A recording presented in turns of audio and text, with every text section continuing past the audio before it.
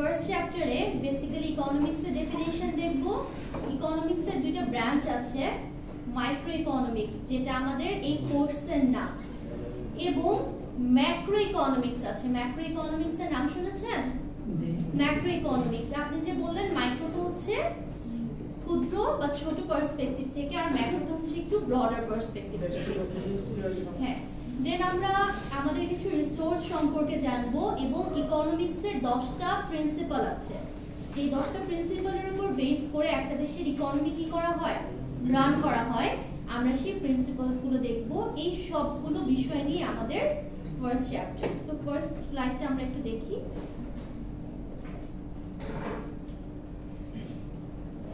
Here is the first slide.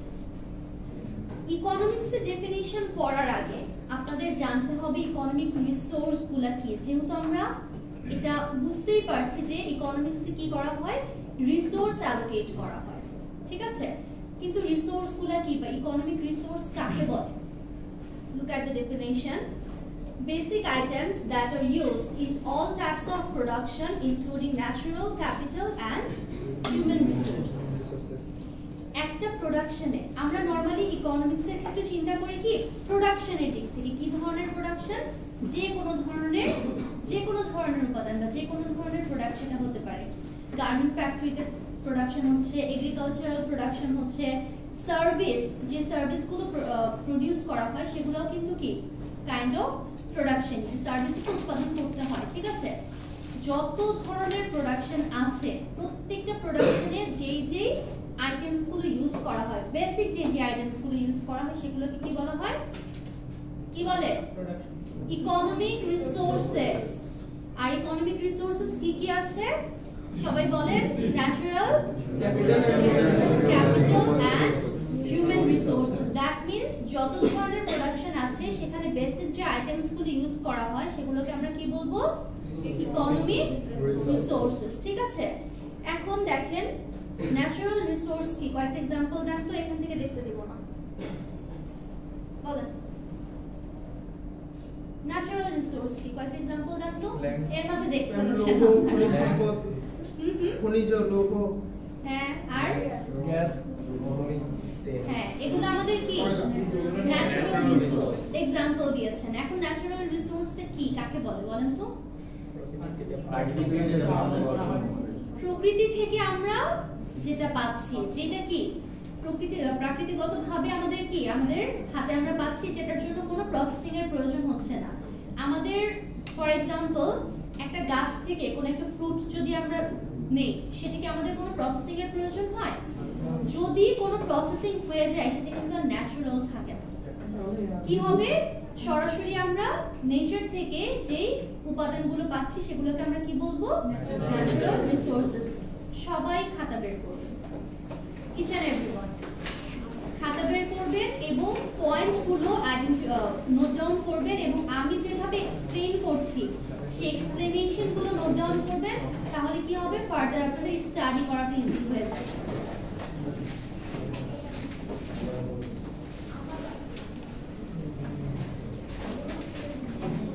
সবাই খাতা বের করেন, করেছেন? আচ্ছা, ইকোনমিক রিসোর্সেস যে আমি এক্সাম্পলটা দিলাম বা ডেফিনিশনটা দিলাম, ইকোনমিক রিসোর্স এই ওয়ার্ডটা খাতায় লিখে রাখুন। ইকোনমিক রিসোর্স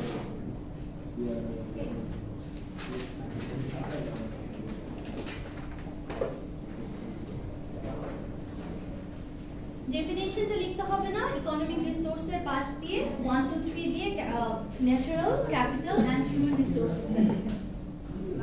তিনটা যে টাইপ আছে সেই তিনটা টাইপ লিখেন। পিছে কিন্তু কথা হচ্ছে, স্টপ টকিং।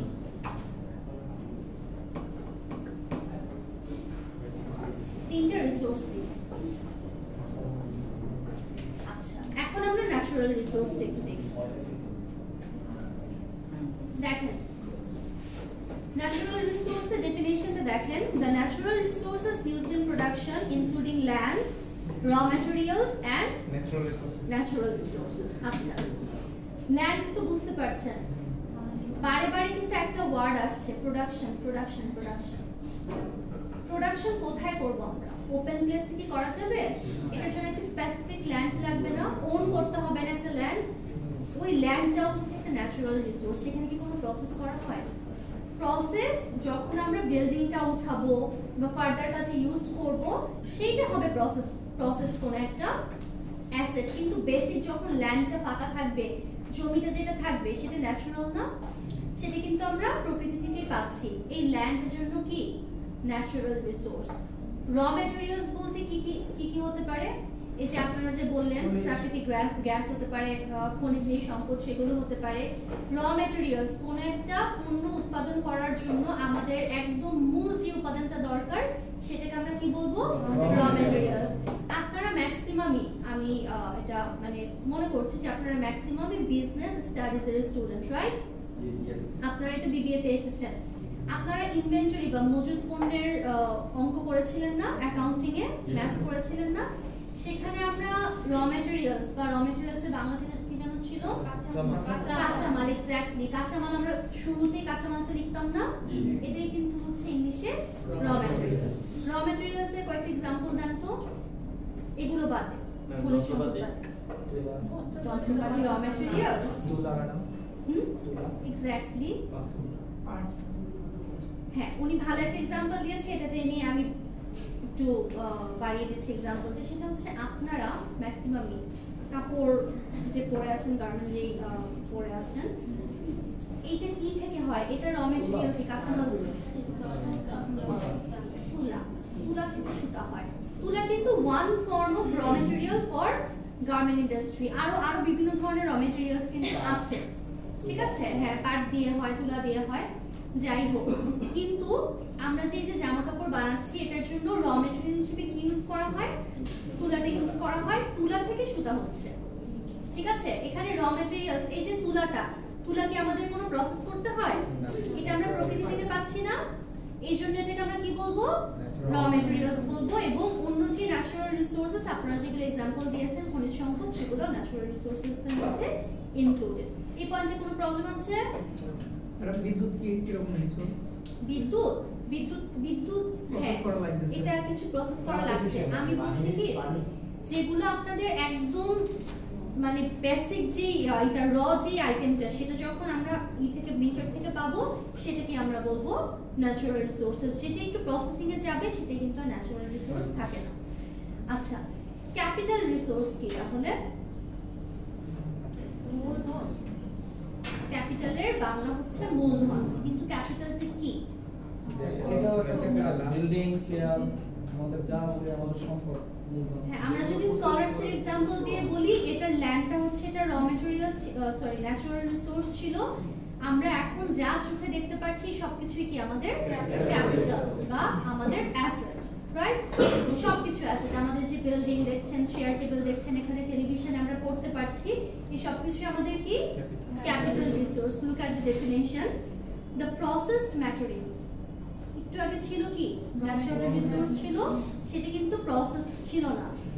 ক্যাপিটালের মধ্যে প্রসেসড ম্যাটেরিয়ালস চলে যাবে। আবার আমরা ইনভেন্টরিতে যাচ্ছি, কাঁচামাল তো থাকতো, এরকম কি আপনাদের মনে আছে? আমরা সেমি ফিনিশড গুডস, ফিনিশড গুডসও পড়তাম। অর্ধ প্রস্তুত কাঁচামাল, পূর্ণ প্রস্তুত কাঁচামাল, এরকম কিন্তু আমরা পড়তাম। র ম্যাটেরিয়ালসটা হচ্ছে আমাদের ন্যাচারাল রিসোর্স, এবং সেমি ফিনিশড বা প্রসেসড যে গুডসটা হচ্ছে সেটা আমাদের কি ক্যাপিটাল রিসোর্স, ঠিক আছে? আর কি আছে? আমাদের যা যে ইকুইপমেন্ট, একটা প্রোডাকশনের জন্য যত ধরনের যন্ত্রপাতি ইউজ করা হয় সেগুলো আমাদের কি capital resource. Buildings used in production also known as capital. এটা কোনো প্রবলেম আছে কারো? ক্যাপিটালের एग्जांपल দেন তো, এখান থেকেই দেন, বলেন একটু জোরে জোরে বলেন কি কি বলেছে সবাই বলেন। Processed materials, equipment and buildings used in production, ঠিক আছে? লাস্ট ওয়ান কি? হিউম্যান রিসোর্স কি বলেন তো? লেবার। আর হিউম্যান রিসোর্স কাকে বলে? মেধা শক্তি, শ্রমিক শক্তি এবং কাজে লাগানো। মেধা শক্তি এবং শ্রমিক শক্তি, কায়িক শ্রম আর মেধা শ্রম। আচ্ছা, হিউম্যানের মাঝেই তো এটা থাকে যে মেধা বা শ্রম, ঠিক আছে? বাট এরা কারা? Man power. আচ্ছা, প্রোডাকশন একটা মানে পণ্য উৎপাদন করা হবে, সেটার সাথে যদি রিলেট করি তাহলে আমরা হিউম্যান রিসোর্স কাদেরকে বলবো বলেন তো? যারা শ্রম দিচ্ছে, মানে যারা প্রোডাকশনটা করছে। কিন্তু শুধু কি তারাই আমাদের হিউম্যান রিসোর্স? যারা এই যে প্রোডাকশনের জন্য প্ল্যান বানাচ্ছে, যারা ম্যানেজমেন্ট করছে, ফাইনান্সিয়াল সাপোর্ট, মানে each and every person included in a production, সবাই তো আমাদের হিউম্যান রিসোর্স, তাই না? শুধু যারা প্রোডাকশনটা করছে, যারা কি এক স্টেপ থেকে অন্য স্টেপে যে প্রোডাক্টটা রেডি করছে, শুধু তারাই কিন্তু আমাদের কি না, হিউম্যান রিসোর্স না। আমি আবার আপনাদের আমরা যে ড্রেস পরা আছে সেটার দিকে আসি। এই যে ছেলেদের শার্ট, অনেকগুলি স্টেপে কিন্তু হয়। প্রথমে কি করতে হয়, তুলা থেকে সুতা বানাচ্ছে, সুতা থেকে কাপড়টা রেডি করছে, দেন এটা আবার কি করা হচ্ছে, স্টিচ করা হচ্ছে, স্টিচ করার পর এটাতে আবার বাটন লাগাতে হচ্ছে, রাইট? অনেকগুলো স্টেপ, প্রত্যেকটি স্টেপের জন্য স্পেশালাইজড কিছু পার্সন থাকে, ঠিক আছে? এরা প্রত্যেকে কি শ্রম দিচ্ছে প্রোডাক্টটা প্রোডিউস করার জন্য। বাট এই যে শার্টটা মেকিং করা হবে বা কিভাবে ডিজাইন করা হবে, এইটা কোন কোন মার্কেটে যাবে, কাস্টমার কারা, এই সব কিছু একটা প্রোডাক্টের পিছনে সবাই মিলে একসাথে কাজ করছে না? তাহলে শুধুমাত্র যারা প্রোডাক্টটা প্রোডিউস করছে তারাই কিন্তু আমাদের হিউম্যান রিসোর্স না। একটা প্রোডাকশনের সাথে কানেক্টেড, প্রোডাকশনের প্ল্যানিং থেকে শুরু করে after end of the finished goods হাতে পাওয়ার আগ পর্যন্ত যত ধরনের পার্সোনাল এদের সাথে কানেক্টেড সবাইকে আমরা কি বলবো, হিউম্যান রিসোর্স বলবো, ঠিক আছে? এখন একটু ডেফিনিশনটা দেখেন। এই যে হিউম্যান রিসোর্সের দুইটা পার্ট আছে, একটা কি লেবার আর একটা হচ্ছে এন্টারপ্রেনিউরশিপ, ঠিক আছে? দুইটা পার্ট। এই স্পেলিংটা সবাই একটু খাতায় লিখেন তো। হিউম্যান রিসোর্সের আন্ডারে দুইটাই লিখেন, লেবার লিখেন আর এন্টারপ্রেনিউরশিপ লিখেন।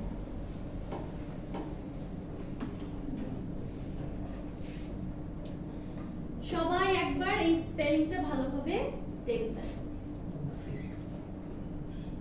সবাই তো উচ্চারণ করেন তো, এন্টারপ্রেনিউরশিপ, গুড। স্পেলিংটা ভালোভাবে দেখবেন, এটা কিন্তু সবাই ভুল করবেন।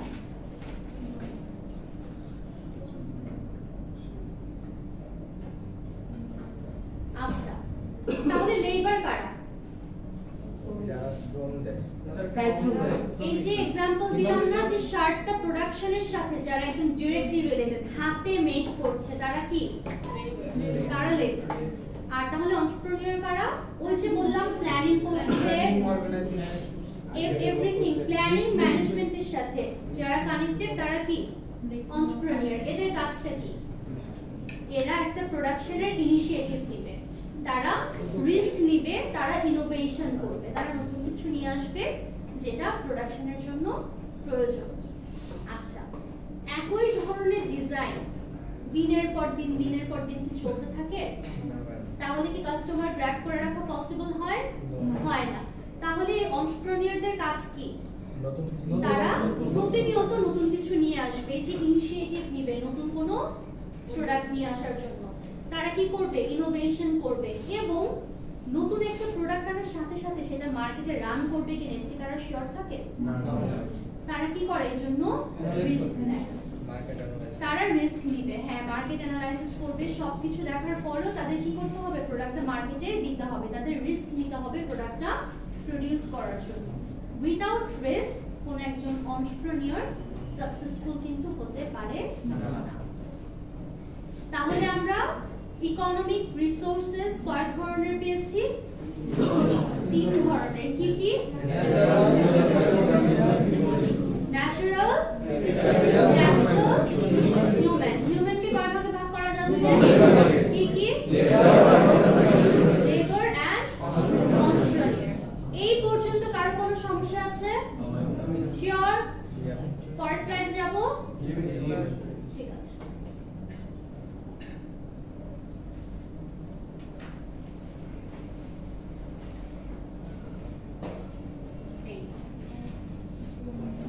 এইখান থেকে আমাদের ইকোনমিক্সের কনসেপ্ট শুরু।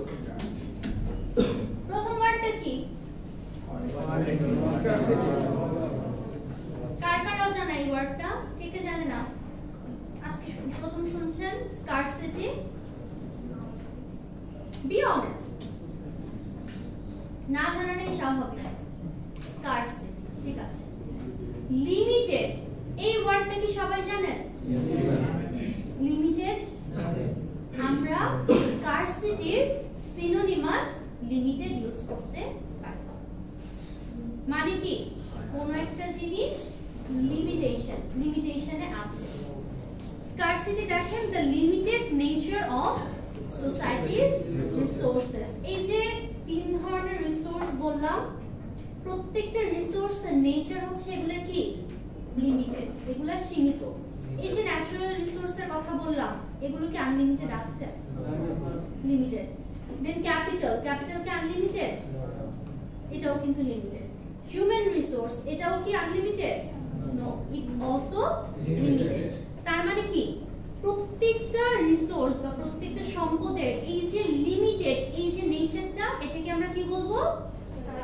Scarcity of resources, scarcity of economics, nice scarcity of resources. এই যে scarcity of resources বা limitation of resources, এটার কারণেই বেসিক্যালি ইকোনমিক্সটা এসেছে।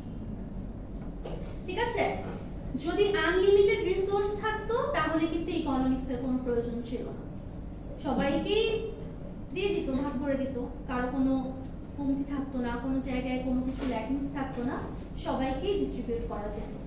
কিন্তু যেহেতু রিসোর্সেস কি লিমিটেড, এই জন্যই কিভাবে প্রপারলি এই লিমিটেড রিসোর্সটাকে ইউজ করা যায়, ইউটিলাইজ করা যায়, সেটা জানার জন্য আমাদের কি এসেছে? ইকোনমিক্স এসেছে। তাহলে ইকোনমিক্সের ডেফিনিশনটা আমরা দেখি। স্কারসিটি নিয়ে কোনো সমস্যা আছে? স্কারসিটি মানে কি? দুষ্প্রাপ্যতা।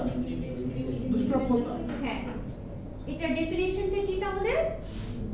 The limited nature of resources, ঠিক আছে? আচ্ছা, তাহলে ইকোনমিক্স কি? স্কারসিটিটাকে মেইনটেইন করার জন্য ইকোনমিক্স এসেছে। দেখেন, ইকোনমিক্স মানে হচ্ছে the study of how society manages its scarce resources। তার মানে কি সোসাইটি কিভাবে এটার স্কার্স বা লিমিটেড যে রিসোর্স গুলো আছে সেটাকে ম্যানেজ করছে, সেটাই হচ্ছে কি ইকোনমিক্স। খুব সহজ না? কঠিন কিছু? একটা সোসাইটি নিজের স্বল্প যে রিসোর্স গুলো আছে, লিমিটেড রিসোর্স আছে, সেটা কিভাবে ম্যানেজ করছে, এটাই হচ্ছে আমাদের ওকে। এটার মাঝে কি কি ইনক্লুডেড আছে পয়েন্টগুলো দেখেন। How people decide what to buy, how much to work, save and spend. প্রথম পয়েন্টেই বলেছে যে how people decide what to buy, কিভাবে মানুষ এই জিনিসটা ডিসাইড করছে তার কি কি কিনতে হবে। আচ্ছা, আমার হাতে যদি অসীম টাকা থাকে, আমার চোখের সামনে যা পড়বে আমি তাই কিনে নিব না? কিন্তু যদি আপনার হাতে টাকা লিমিটেড থাকে, তখনই কিন্তু আপনি চিন্তা করা শুরু করবেন 10টা জিনিস আমার এই মাসে পছন্দ হয়েছে, আমার হাতে 10টা জিনিস কেনার টাকা নেই, আমি এখন শর্ট লিস্ট করা শুরু করব প্রায়োরিটি বেসিসে, আমার কোনটা আগে প্রয়োজন। তখন আপনারা এই কাজটা করেন না সবাই? আপনাদের সবার হাতে কি আনলিমিটেড রিসোর্স আছে? দুই একজনের থাকতে পারে, এই যে আপনি যে বললেন ওনার মতো, তাই না? যার ব্যবহার অনেক টাকা। না, আপনি তো এক্সাম্পল দিলেন, কাটটা যেন কথা বলছিল পিছে। আচ্ছা, এইসব যারা আছে তাদের কথা আলাদা, ঠিক আছে? কিন্তু আমাদের সবার হাতে কি রিসোর্সেস লিমিটেড। আমরা যখনই চিন্তা করব যে আমাদের কোন মাসের বাজেট করতে হবে, আমরা চিন্তা করি যে আমাদের কোন কোন জিনিসগুলো লিস্ট থেকে বাদ দিতে হবে, ঠিক আছে? তাহলে আপনার প্রথম কাজটাই হচ্ছে আপনি চিন্তা করবেন হোয়াট টু বাই। এখন আপনার এই জিনিসগুলো লাগবে, ঠিক আছে, বাট এগুলোর জন্য আপনার টাকা প্রয়োজন না। টাকাটা আসবে কিভাবে? ইউ হ্যাভ টু ওয়ার্ক, কাজ করতে হবে। কাজ করলে সেটার এগেইনস্ট আপনারা কি পাবেন? টাকা পাবেন। এটাই বলেছে হাউ মাচ টু ওয়ার্ক। কিন্তু আপনি যা ইনকাম করবেন পুরোটাই খরচ করে ফেলবেন? তাহলে সেভ করতে হবে, কারণ কি ইমার্জেন্সিতে যে কোনো সময় এক্সট্রা টাকার প্রয়োজন হয়।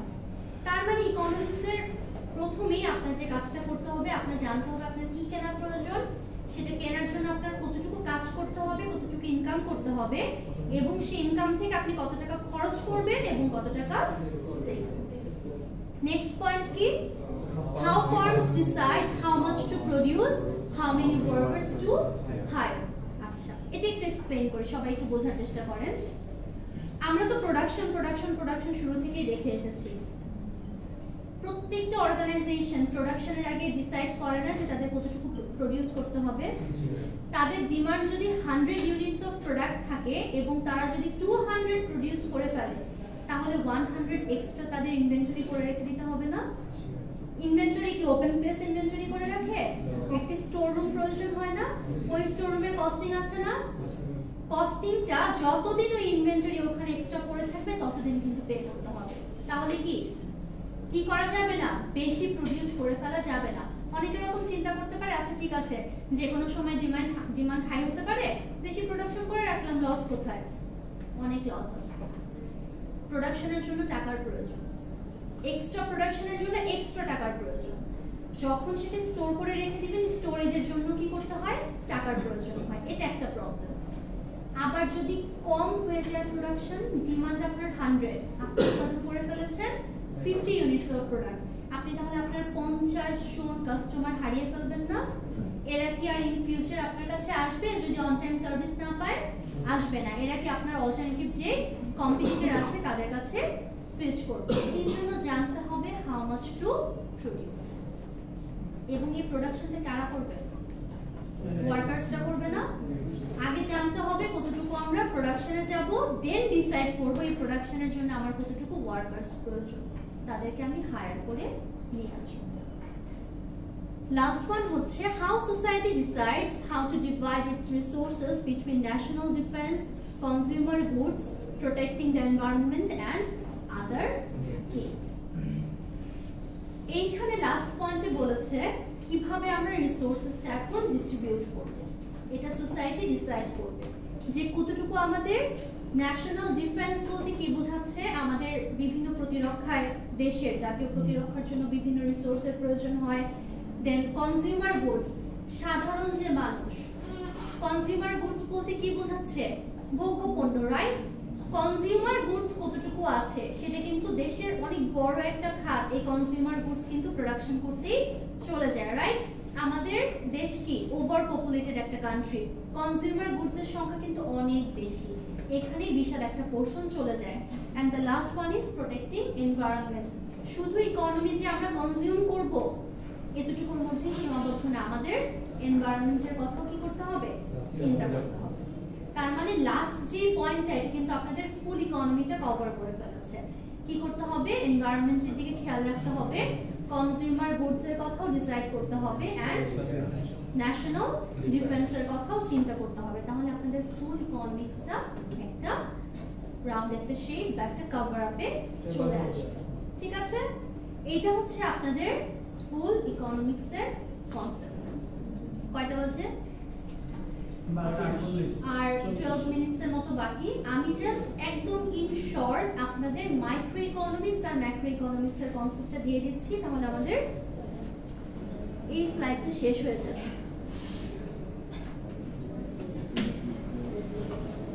মাইক্রো ইকোনমিক্স, একটু আগে ক্লাসের একদম শুরুতেই একজন বলেছিলেন মাইক্রোটা হচ্ছে একটু স্মল পার্সপেক্টিভ থেকে। Then what is the definition of microeconomics?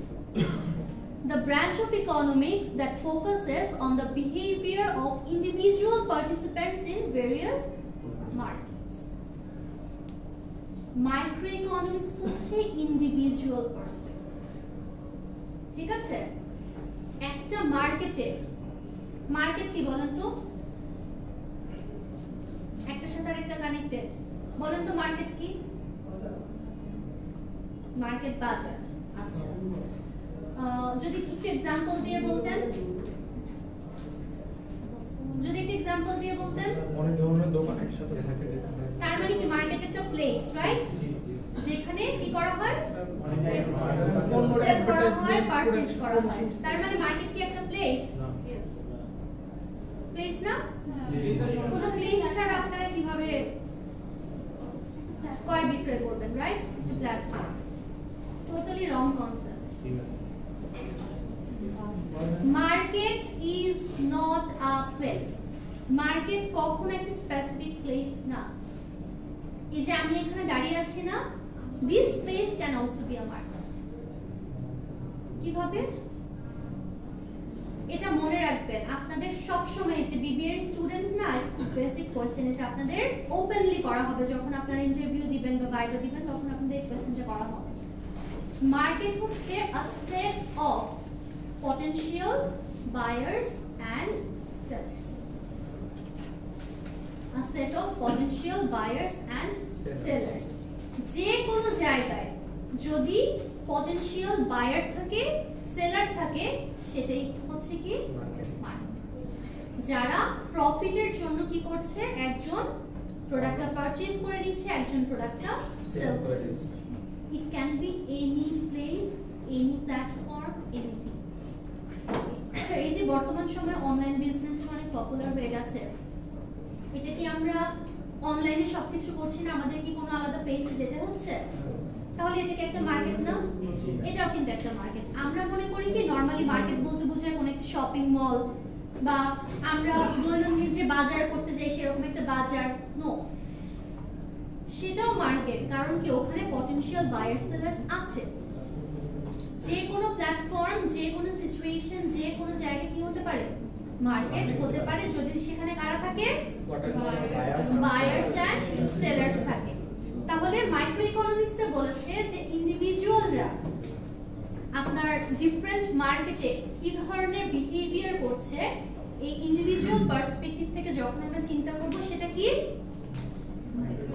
microeconomics. তাহলে ম্যাক্রোটা কি? The branch of economics that takes a wide-ranging view of the economy, studying the behavior of economic sector. তাহলে ম্যাক্রো ইকোনমিক্সটা বলেছে ইকোনমিক্সের এমন একটা ব্রাঞ্চ যেটা একটু ওয়াইড রেঞ্জ, যেটা একটু বিস্তৃত, বড় পরিসরে দেখা হয়, যেটা বিভিন্ন ইকোনমিক সেক্টর নিয়ে কি করে, স্টাডি করে। মাইক্রোটা হচ্ছে ইন্ডিভিজুয়াল সেক্টর নিয়ে কাজ করবে, ইন্ডিভিজুয়াল পারসন, ইন্ডিভিজুয়াল পার্সপেক্টিভ নিয়ে কাজ করবে।